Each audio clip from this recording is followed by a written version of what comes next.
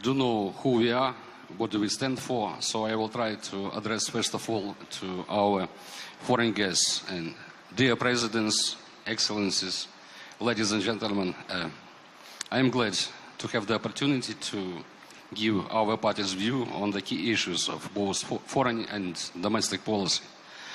Regarding your brief question, the answer is yes and no. I believe there will be some change, not only in names, but in the quality of MPs, but not to a big extent, not to a decisive extent. And because of that, I believe it's kind of common understanding that the newly elected parliament will not work for the whole period, 5 years. I believe we will go through other possibilities for people to choose, indeed, the majority of new quality. I would react on some of the issues discussed here for the last 2 days. The main issues. Of course, it's in the air. Kind of common understanding. There is no military solution in the East and wider to stop the war started by Russia. I would argue there is no diplomatic solution either. Only a combination. And if we have an aggression, if we are really deeply convinced that it's our country, our integrity, our freedom, our values, then we not ought to, we must fight. It's our country. There is no country in the world that got freedom without fighting. We must do it.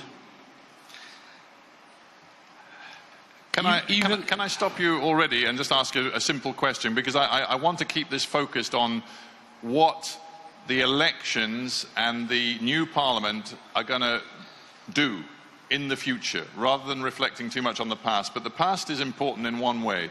You have a track record as a politician who's been around the bloc a few times. You've served as a defense minister. And some would argue that Ukraine's politicians, frankly, a lot of them going all the way back to the beginning of this process in the early 90s, have failed the country. Do you think that you and your generation can be credible as the agents of reform in this country? Thank you. I can answer you in different capacities. As a citizen, as an officer, as former defense minister. Let's make the volume on your microphone. It's easy to check. Combat readiness level, tempo of operations, compatibility, fighting corruption, reforming efforts inside the defense ministry when I was a minister. Just one example. My last document signed as a defense minister, I remember the date. It was 17th of December 2007. It was a program for building special operation forces. That document was a final result of a year-long period of flying, learning different bad and good experiences. The objective was, by the end of 2010, to have about 15,000 people in that component, able to stop any green man by Putin. He did. Unfortunately, my program later on failed for different reasons. I'm not going to criticize. Let me stress one more time about the fighting, not to be understood as the man who would like to have blood, etc. Even diplomatic efforts would be much stronger if backed by real fighting. Moreover, there is a moral aspect here. You see, your own country, many countries here represented, they already apply number 1, number 2, number 3 wave of sanctions against Russia. How many sanctions Ukraine itself applied? 0. Is that possible? No. Has Ukraine used to the fullest extent its own potential of stopping aggression? My answer is no. Maximum 30%. And there is room for really enhancing that. Why? We can explain details. Only one example. People donated money to support army to prevent aggression. They accumulated about 150 million hryvnias. You know what those money was spent for? March, April, May, June, they were on the bank account. No movement. Why? Because the Prime Minister signed the formal procedure how to use them only on the 2nd of July. This is it's not the way to fight to stop aggression. If the soldiers fight 24 hours a day, then the government must do the same in peaceful time. So we have lots of possibilities. And the last one, I see as a trap, could be, I'm knocking the wood, a disaster, to limit our diplomatic efforts to bilateral talks with Putin only.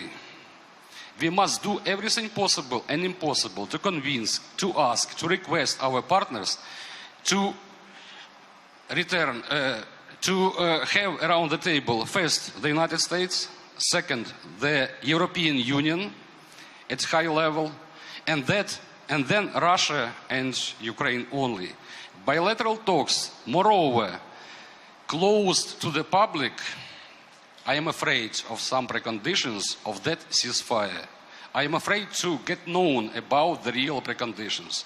Because I was surprised that next Tuesday, Parliamentary Day, Parliament is not going to vote for killing non-aligned status. Why? Is it the price? Someone already agreed with Putin on that. I cannot buy the arguments. We are not speaking in terms of entering NATO now, but to kill that stupid status from professional point of view, Parliament is not going to do it on Tuesday. And those delays in ratification, delays in implementation, we understand why. It's not because of Ukraine's will or Europe's will, it's Putin. I think we should understand all. Putin is an enemy and must be treated as an enemy.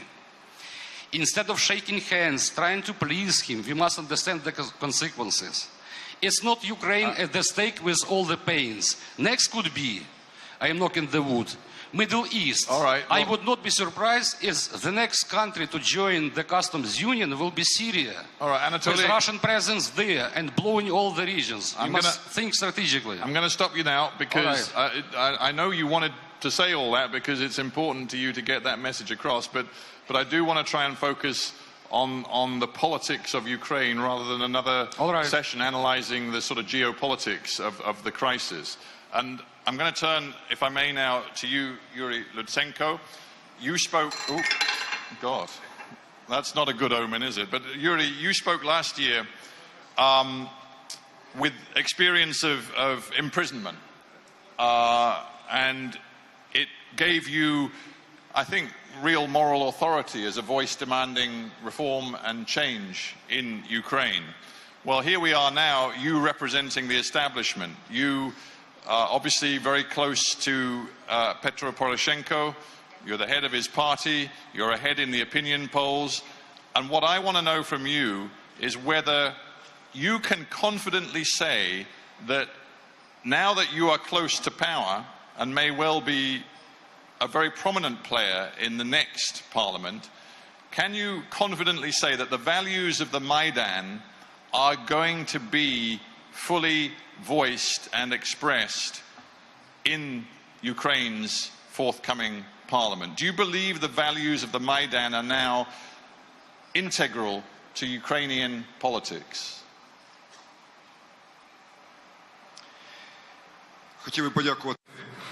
I want to thank all attendants, all presidents, all founders of YES for this opportunity to say my say and to convey the messages to the present president of Ukraine. I am very happy that yes occurs. And it's bad it is occurring not in Crimea. It means that we are living in a different kind of country. You mentioned prison.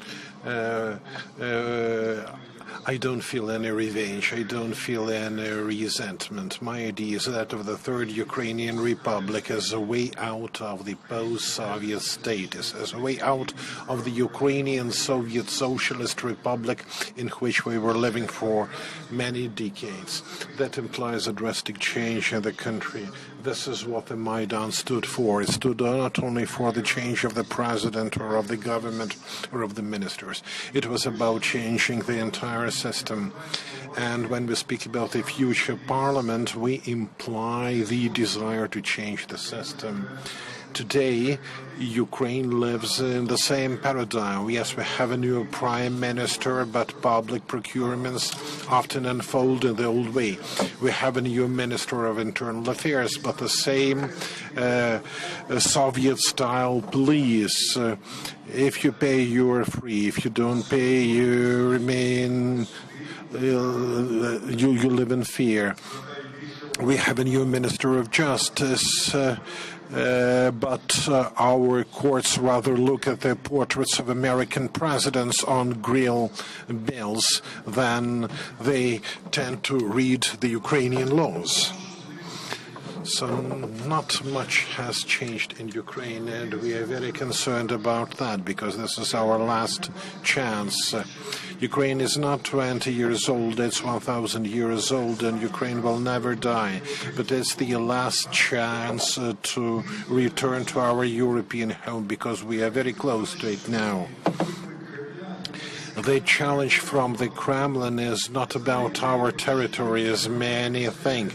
Some are saying this is a civil confrontation. That's not true, and you all know that. And it's not about getting the territory of Donbass or of eastern Ukraine. Putin wants all of Ukraine because he doesn't want any example of how to live differently than in Russia. This is why Kremlin fears Ukraine, because Ukraine can show to Russians that a neighboring country can live better than Russians in accordance with the European standards than in the paradigm of the Asian trap. We also understand that Minsk protocol is just a chance. It is just an opportunity to make confrontation not military but economic. And as East Berlin lost to West Berlin, similarly the occupied parts of the Donetsk and Luhansk regions are to be defeated by the European values in terms of economics, in terms of morality and spirituality, in many other respects. We know what Putin is like. It's not only Mr. Kwasniewski who doesn't believe him. I never believed Putin. I don't believe him now. I'll never believe him. And maybe the Minsk protocol is just a sort of a pause. And much depends on how we shall use this pause in the parliament, because the parliament makes the rules. What does Ukraine need? Ukraine needs to modernize its army, and that's to be decided by the Ukrainian parliament, because our army is still resting on the old Soviet principles, which are far from efficient. We need several dozens billion of investments. Putin, in fact, is already speaking about Kazakhstan not being a state, but he will hardly dare to venture into Azerbaijan because huge foreign investments are a safeguard of Putin's not taking a trip into that country. That's why we are to fight corruption in such a way, and we are to resort to such administrative changes that large foreign investments come in. I'll make more points. In the parliament, we have to make sure that the Ukrainian people are united in all their diversity, and we have to stop the Ukrainian war.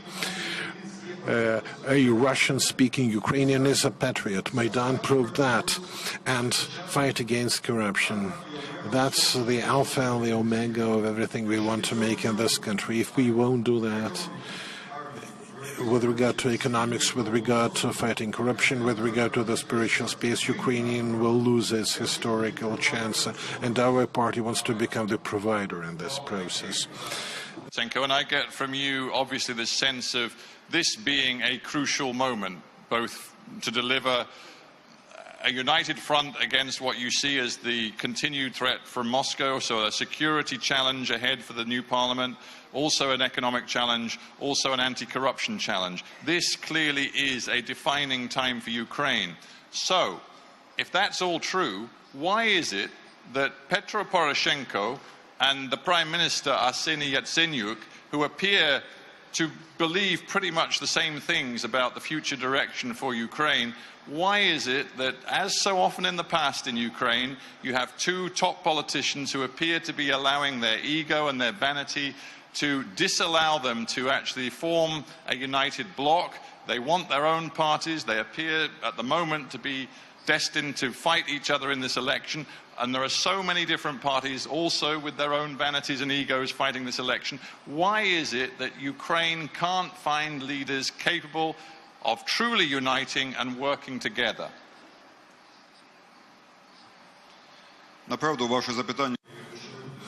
This is really a key question for the Ukrainian political community.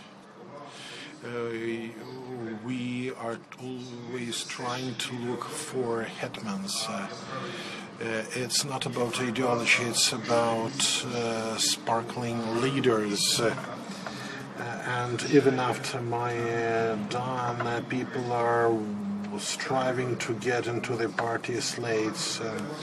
That is very decisive. At the first Congress where I was elected the head of the party, we suggested to all democratic parties to get into one powerful force so that we move towards reforms in a synchronous manner, so that we work as one team. But that did not happen. To name a political party after one individual. I mean, you name me one other serious country where the leading political party has actually got one individual's name on it. I mean, what does that say about the depth, the real substance of the party that you are going to be representing in this election? We are the right centrists, we are Republicans. I think that we are very close to the Republican ideals of the United States and France, and this is the kind of a party that we are trying to build ideologically. The party was renamed and called the Bloc, and that was a signal of our being ready to unite with other parties and with the leaders of our parties. The name Poroshenko meant uniting around a person for whom most Ukrainians vote. In our movement to Euro, that was the answer to the people, to their question about what they are voting for. 5 years to apply to the EU and 5 years more to become members of the EU. This is the Ukrainian dream. This is what we want to pursue. Well, and could you name a country where for 70 years just one party would be ruling? That's why the people look at names and read values, and values professed by Petro Poroshenko were proven by the result of the election. I heard what Yatsenyuk said today about why he did not unite. I think the reason was different. All the talk about quotas. We were against quotas. We said we get into one team, the team of the best, regardless of how many deputies each party will represent. But we were told, no, we need specific quotas and specific autonomy. So that's not getting ready for parliamentarian work. That's rather preparatory for the presidential campaign.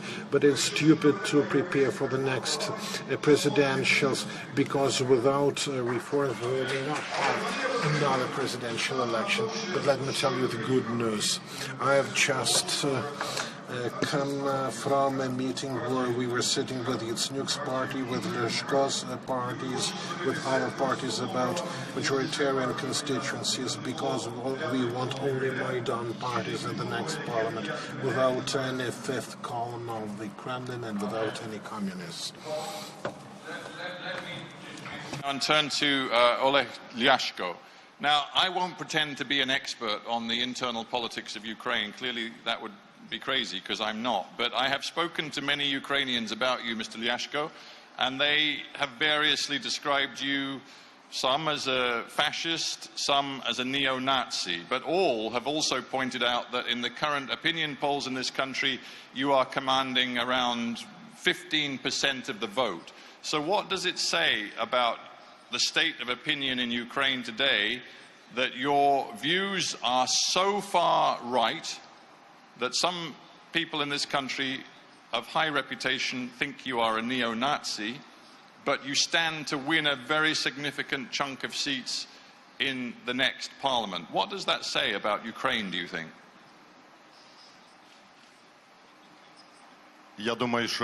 I think those people who called me fascist and Nazis, they had too much of Russian television to watch. Such people can call me Bandera follower, fascist and Nazis, a devil himself, that devil himself, but I am sorry that for many years the alter European strategy took place in Liberia Palace. Now we have to do it in Kiev. It's better here than nowhere. I'm a Ukrainian patriot. I'm a person who wants to defend my country without putting invaders, local traitors who working for the occupation, responsible authorities, radical reforms for our membership in the EU, NATO. In front of me, we have Leonid Kuchma. For 10 years and more, he was president of Ukraine. I think his strategic mistake was to have the unaligned status for Ukraine. The unaligned status led to this war with Russia, in my opinion. Had we been members of NATO, Mr. Yuryenko lost this opportunity back in 2005. We wouldn't have had to deal with this. Mr. Lutsenko, I put it down because I was annoyed with it. He said, thank you for signing the protocol in Minsk, the Minsk protocol, the Minsk Accords. This protocol was signed by terrorists, Zakharchenko, Mudashenko, and so on and so forth. We do not have to thank. We have to use a firing squad against them for Donbass. My appreciation of Minsk protocol and the EU decision to postpone implementation of the association agreement, I think it was done under pressure of Russia. From Russia, we demonstrated to the whole world that Russia is the arbitrator in our relations with the EU. I am against it positively. We are an independent state, and Russia is a neighbor, but it is an aggressive one, hostile one, and we have to make up our own minds. Putin should not tell us which language we should do, federation, unaligned, and so on. It's our destiny. I would like to warn Europe and European leaders. Thank you for coming to Ukraine, of course, but it is very important to us. But still, I would like to warn you against the repeated mistakes of our short-sighted politicians of the last century. Chamberlain, Daladier, they were trying to pacify Hitler. Hitler wanted to take the Sudets, wanted Austria, let him have it. Rhine, anything. They wanted to prevent war, but at the end of the day, that led to Second World War. The Second World War. The EU are trying to do the same. Special area in Donbass, there's a draft next week, special territories, and that will lead to the situation that Donbass will have another Transnistria, Abkhazia, or Cyprus occupied by Turks. Yes. If I may say so, Mr. Liashko, that you are the greatest gift for Moscow that they could possibly wish for, because when you use the language you use, you are allowing Putin and the people around him in the Kremlin to say, look, see, here is what Ukrainian democracy produces. It produces people like Oleh Liashko. Are you not aware that you are being used by the Russians to say that, frankly, Ukrainian democracy produces nothing but dangerous right-wing neo-Nazi politics.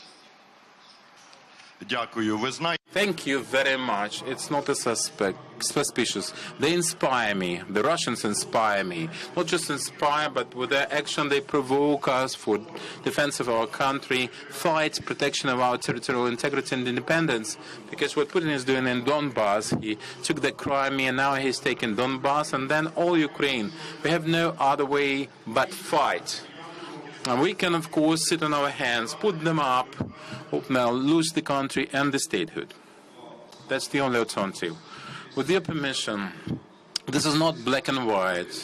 When you're 18, you think you know it all, and then you start realizing that it is not exactly so. It's not choosing from two alternatives. It's not a delay. You have to fight with our intellect employed. Ukrainian army was taken over separatists, and they were supplied with the armor. 30 to 50% of mercenaries were added, and we were still winning. But with the Russian military apparatus, we lost over 2 days more than over all the month of our confrontation. At this point, we have to realize that when we try to liberate big cities of Donbass, we can lose scores of thousands of people. That may also make Ukraine capable of doing anything after that. It's like a weightlifter. You have to know your power. If the ceasefire will be complied with, and thank you, Leonid Kuchma, for signing that document. The next day it stopped bloodshed and massacre. I saw refrigerators with fragments of people's bodies, lorries with our soldiers torn apart, the pieces of them. So if we can cease the fire and add some muscle to our army and economy, without such losses, we'll be able then to stop the aggressor. This is peace from the point of view of force. That's what we preach. Lutsenko, I understand the passion, and we can discuss the merits of the Minsk Accord for the next half hour if we want to, but personally I don't want to, because I want to keep this actually on the quality or lack of quality in Ukrainian politics today. And this is a question that applies to all three of you, but I'm going to start with Mr. Liashko, and then I want briefly, all of you to answer this point.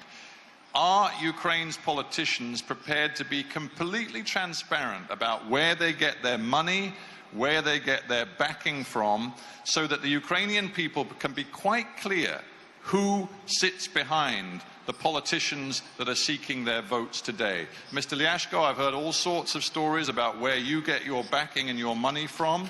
Will you be quite open and clear today about who is backing you and your party and your campaign? Speaking of the Ukrainian politicians being ready or not being ready to open up, no, we're not.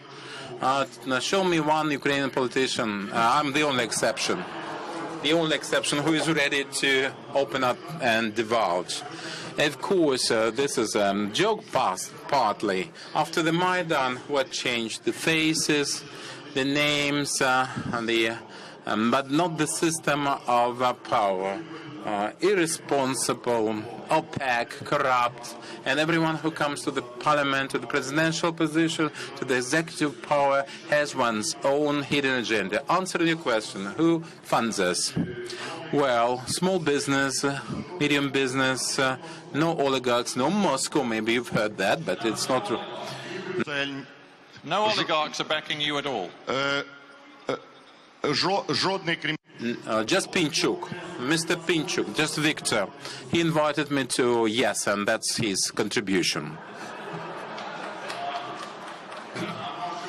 To get into that debate right now, but я думаю, що це теж коштує гроші.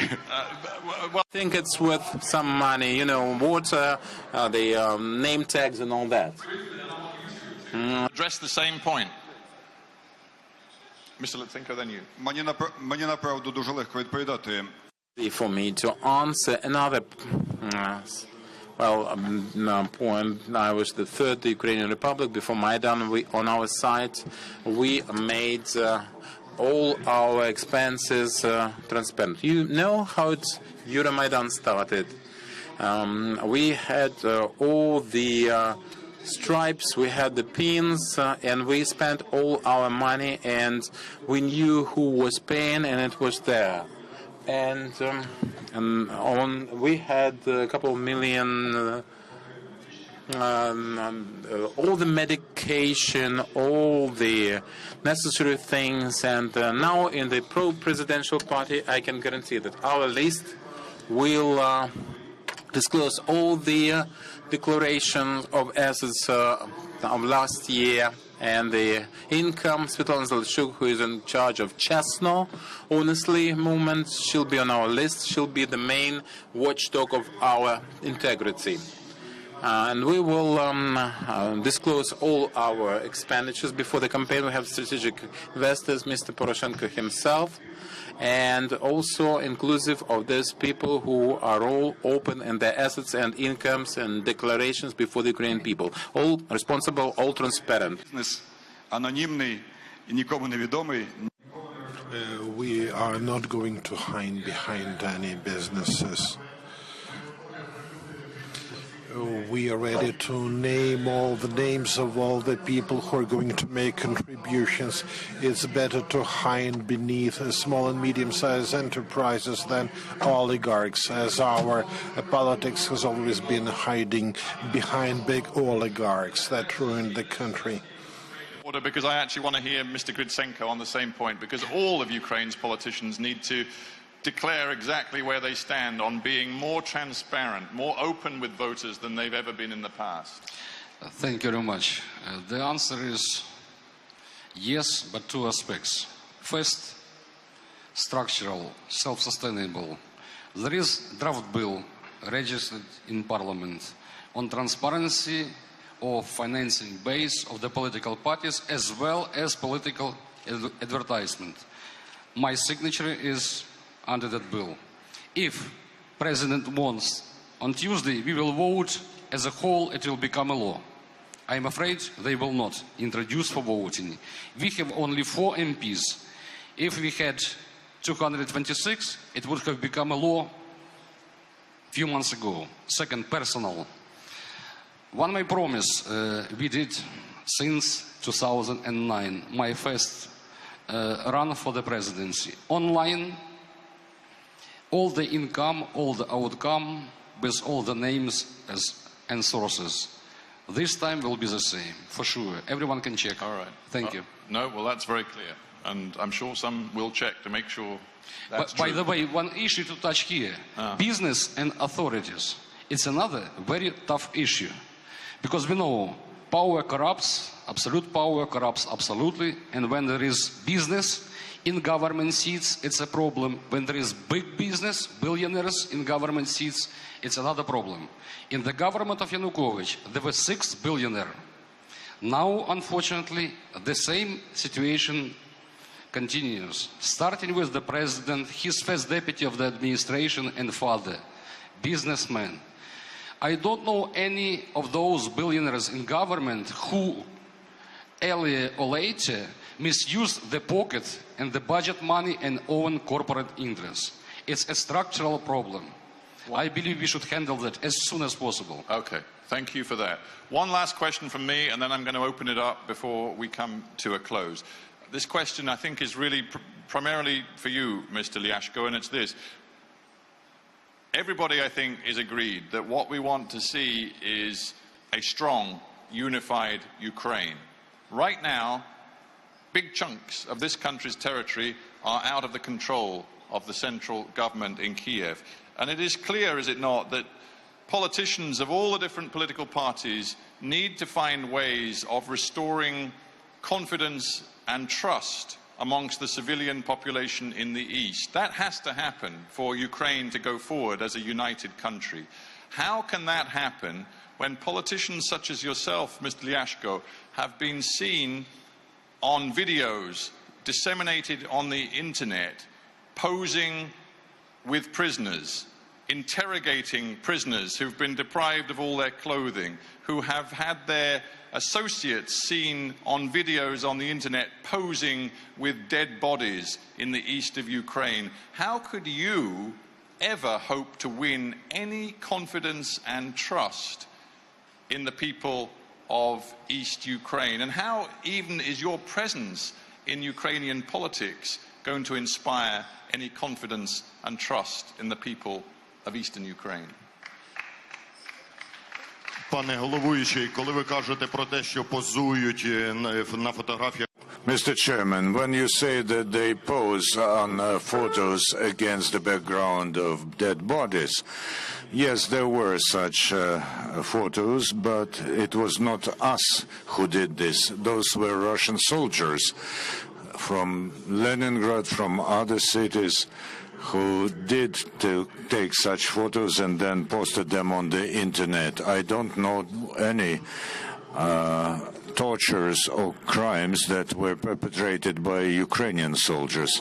First of all, we have to change the information policy, because at the moment they are still zombieing people with Russian television channels, because the Russian so-called mass media became mouthpieces of Goebbels propaganda. Then the problem is that in the liberated towns of Donbass, people come back to power who actually drove these cities to very bad state. I mean, the members of the Party of Regions. That's why the Parliament supported my bill about deseparatization of Donbass.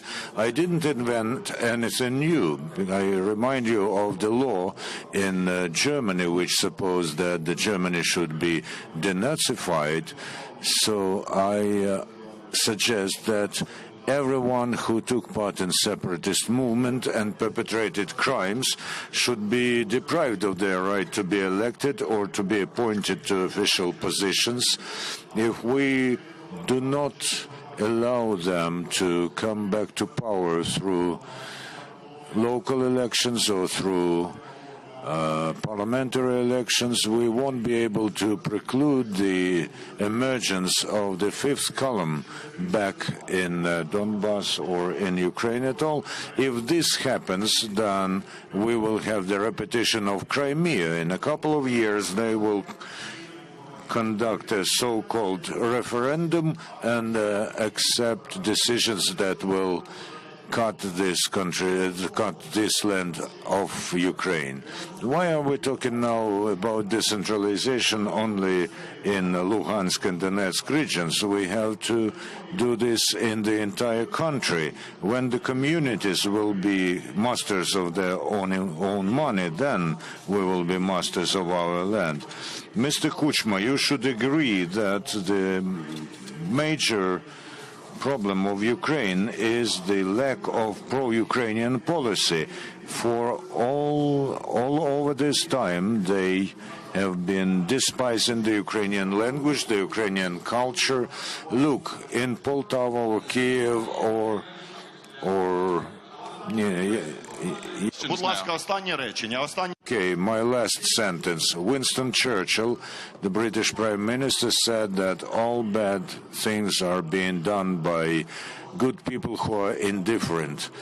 Regrettably, in Donbass, this materialized because the majority was indifferent while they were seizing cities. And when Churchill was offered a ceasefire by Hitler, he said, we are offered a choice between shame and war. If we choose shame, then we will get war anyway. With the eastern areas of this country left in some sort of limbo, you know, with Moscow sort of pulling the strings behind the scenes, do you not worry that this election, and with the messages and the high profile of people like Mr. Liashko, that actually this election is going to exacerbate the divisions and make it more likely that there will be this frozen conflict locked into this country?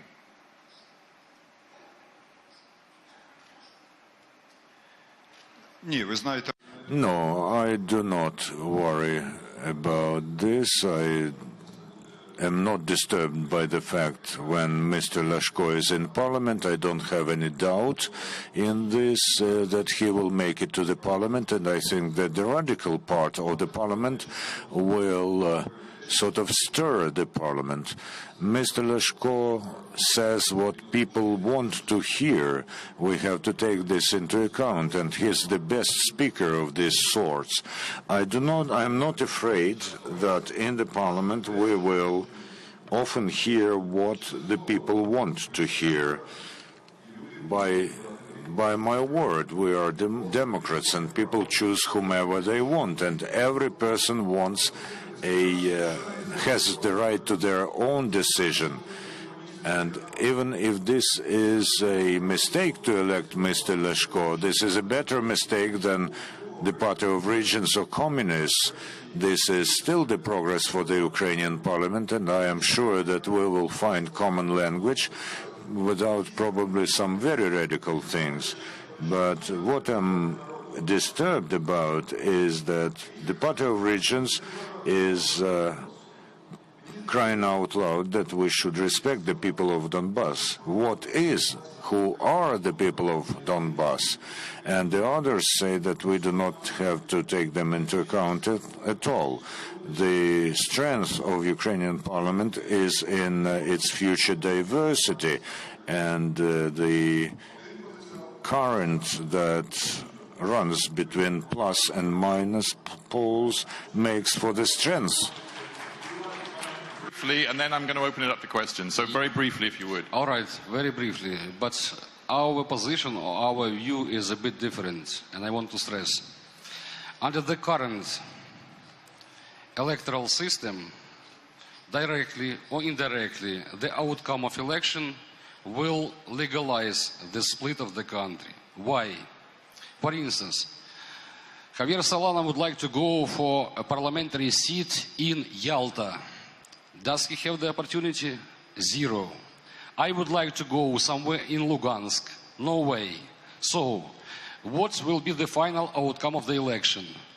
At the tableau or the screen of Central Election Commission, we will have not 450 MPs, but 420 or so. How to fix? We always provide the alternative. To change the system based on proportional party-based lists. In this case, every party, including ours and the rest, would put as candidates at the top from Crimea, from Lugansk, from Donetsk, and every region will be represented. And there will be no ground for Putin to say, you see, those two regions are not represented, so let's play with Donetsk parliament, Lugansk parliament, etc. Do we have enough votes to change the system in parliament? Yes, we do, more than enough. Who doesn't want that system? The presidential team, unfortunately. And it's not going to happen. Whatever you think about it, the system is now set for October. It's too late. Unfortunately so, but our members of parliament from the Civic position, every time it was put for voting, we voted for. And we know the situation in parliament, whose motives are backed by someone. So unfortunately, it's a mistake. All right. Well, you've made that message loud and clear. So we're going to quickly try and squeeze in some questions. You, sir. We need a microphone for you. Give us your name and your question. Thank you. Christian Schönenberger. I'm the ambassador of Switzerland to Ukraine, also representing OSCE chairmanship. My question is exactly hanging on to what Mr. Grytsenko said. It's the question of representation of the east of Ukraine in the new parliament. And international observers, also OSCE, have a concern that the east may not be well represented. Now, I think there's a responsibility for the parties in that respect. Mr. Grytsenko, you said you would need a new or another election law. But nobody hinders you to put candidates from the East on your list, even under a mixed system. So will parties be willing to have candidates from the East? Yeah, I mean, it's true. You have a 50% list system now, so you can talk the talk, not just walk the walk. I will answer, the other way around. I will answer you know very quickly. Yeah. Every political party, including ours, put on the list representatives from the East. But still, from 225 MPs that must be elected in districts, we will get roughly 200. So will we still be 20 plus lacking, despite the big and long party list. This is a deficiency of this mixed system. Must have been fixed. Too late right now. All right, let's go over there. There's a question on the front row. Дякую. Ви всі говорите. Thank you. You all tell us how corruption disturbs you. Will your political forces suggest that parliamentary immunity is removed so that Ukrainian citizens see that MPs have the same responsibility as they have? From all of you on that, it's an Very important quick. question. Yes, we proved that yes by voting. Moreover, I would share, there must be no single person, including the president, member of parliament, and the judge with any immunity against the criminal case, including stress, the president as well.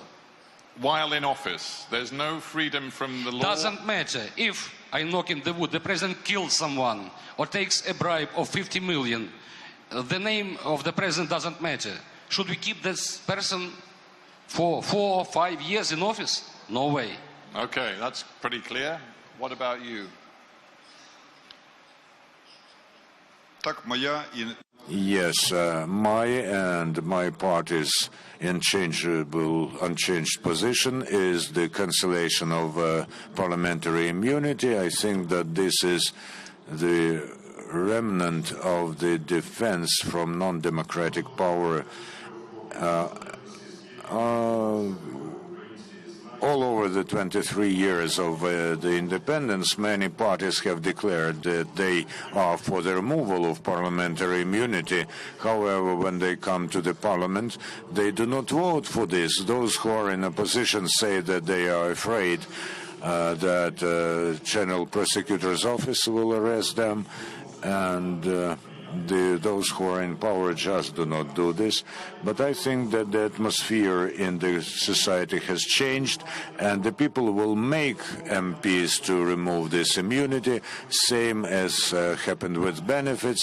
So I have no doubt that the new parliament will remove deputies' immunity, although they would not want to do this, because many people still want to lobby their interests and gain immunity by going to the parliament. Next Tuesday on the law, on the treaty with the European Union, why can you not also bring in a draft legislation in the way that the election law is changed? First, you said, I support fully complete proportionality plus a 5% threshold, and then would be very important to have an open list system, which means that the voters can give either preferential votes or scratch persons, so that the thugs that are on the list, that the voters who know them, that they could scratch them and still vote for their party. Why is that not possible? Is there not a group of MPs able to draft it and to bring it in and then have it voted? All right, well, very quickly, and why is it not possible?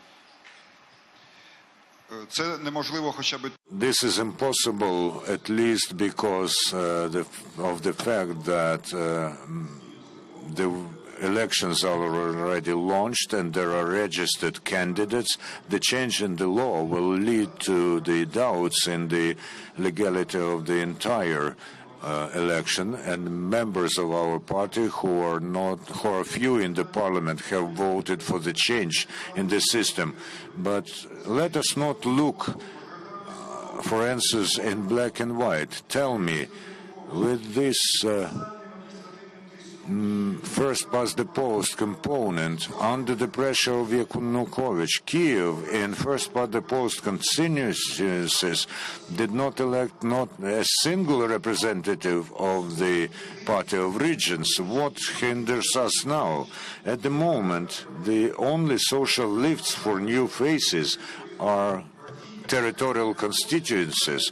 Let's admit that party machines do not admit new people from Maidan into their ranks, and the first past the post system still gives them the best opportunity to take part. One more question, and Pat Cox, you want to ask one, and then we're going to be struggling to squeeze any more in, to be absolutely honest. We're out of time. Thank you. The last session, which like all the sessions was really good, was about corruption. It was the least well-attended session of the weekend. My question, 6 months after Maidan, why can I count on one hand the number of people charged with corruption?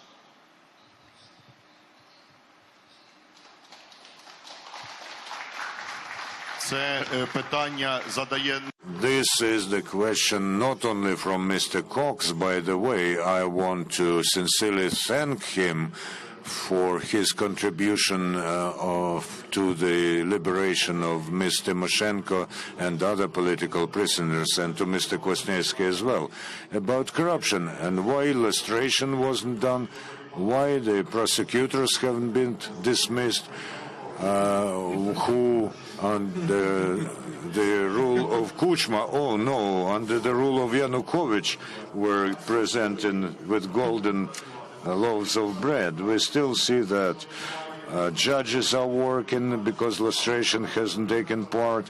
And I have the question to Mr. Poroshenko. Why, when he became a president, he didn't immediately submit the draft law on the impeachment of the president? Why do we have to remove presidents from Maidan? I think that if we live in a democratic country, then we have to have a lawful way of removal of top officials from power. Why still not charge those who killed people on Maidan, or those who stole billions? Because those who were against Maidan are still in their offices. Take any police chief, they are still in place, although they may have changed the regions. So, lustration, the change of the system of power, and young people should be taken to power, not all those who have been sitting in offices for 20 years. And I think that Yanukovych Jr. was no better than Yanukovych Sr. because there's no responsibility. I told you, Yuriy, that you should bring in new people, but establish responsibility. Because when young people come under no responsibility, they become old thieves. So responsibility. I want you to be the only voice on this question. Yeah, go on then, Mr. Grytsenko, and then I think we're going to have to close. But it is a very important question. Thank you very much. And I want to hear your answer. The question of Mr. Cox is extremely important. And one more time stress, moral aspect of the issue. We ask our partners to apply sanctions against those corrupted Ukrainian officials. And they do. But Ukraine itself does not try to apply sanctions against their bank accounts, enterprises. They still work, no problem. Those guys, including the owners of so-called Mezhegirya, it's Yanukovych Dacha, on which we have found lots of values, weaponry, list of those who were taking and giving bribes. There is clear basis for the investigation. Who is the owner formally of that dacha? Member of Parliament, Mr. Kluyev. Where is him? In Parliament? Shaking hands with Prosecutor General, Security Service head, etc. Responsibility has a name. This name is not Parliament, it's Prosecutor General. That's why myself personally, I did not vote for this person. I knew that they would not obey the law and they would not give the convincing answer for the whole society. And in this respect, it's not less important than to really protect the integrity of the country. Because that is something the Maidan started against. And 6 months, here was a prime minister. He said, quite frankly, we have completely failed to fight corruption. If that is A, in my view, B must be resignation.